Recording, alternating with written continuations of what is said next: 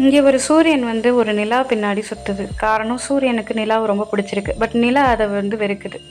So எதனால் வெறுக்குதுன்னு தெரியாமல் அதோடைய அழுகையால் ஒரு மனுஷனை உருவாக்குது, சூரிய மனுஷனை. அதே மாதிரி அங்கேருந்து வந்து விழுந்த அந்த நிலாவோட துகள் வந்து பார்த்திங்கன்னா நிலா மனுஷி ஆகுது. ஸோ 2 பேரும் போய் பழகுறதுக்காண்டி சூரியன் கையை கொடுக்கும்போது அது பொசுக்கிறது.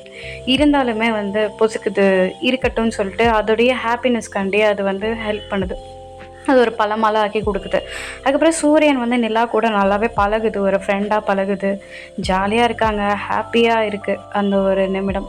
அப்புறம் வந்து பார்த்திங்கன்னா ஒரு பாலம் வந்து உருவாக்குது. அந்த சூரியனோட ஸ்ட்ரென்த்தெல்லாம் யூஸ் பண்ணி அந்த நிலாக்காக ஒரு எஃபோர்ட்லாம் போடுது.